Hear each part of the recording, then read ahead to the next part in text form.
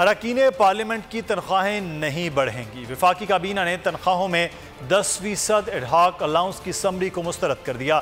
وزیر اطلاعات فواد چودھری کہتے ہیں ایڈہاک الاؤنس کی سمری کفایت چاری بنیاد پر مسترد کی گئی۔ کابینہ اجلاس سے متعلق بریفنگ میں فواد چودھری نے اگلے سال ملک میں 5G لانچ کیے جانے کی نوید سنائی۔ انہوں نے کہا کہ FBR کی ویب سائٹ ہیکنگ میں زیادہ تر ڈیٹا محفوظ رہا۔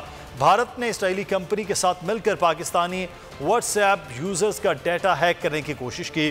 انہوں نے بتایا کہ بڑی گاڑیوں سے کسٹم ڈیوٹی ہٹائی جا رہی ہے جس سے قیمتوں میں کمی آئے گی۔ کرمنل لاء میں اصلاحات کی جا رہی ہیں۔ فواد چودھری نے کہا کہ کابینہ اجلاس میں وزیر اعظم نے گندم کی خریداری میں تاخیر پر برہمی کا اظہار کیا۔ صوبوں کو گندم جاری کرنے کی ہدایت بھی کر دی۔ یہ دی گئی جا رہی تھی کہ جو دیگر اراکین اسمبلی ہیں ان کو 10% الاؤنس دیا جائے۔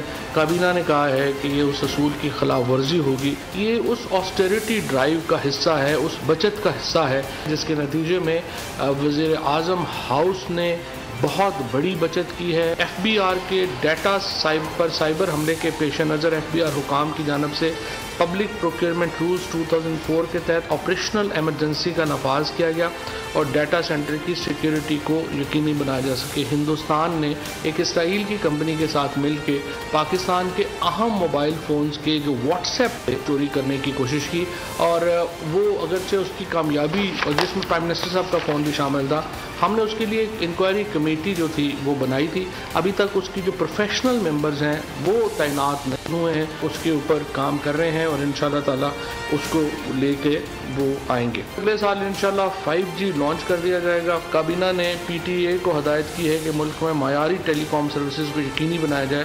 لینڈ مارک ڈیسیجن میں یہ فیصلہ کیا گیا ہے کہ جو کرمنل نظام میں جو اصلاحات ہیں ان کو متعارف کروایا گیا ہے۔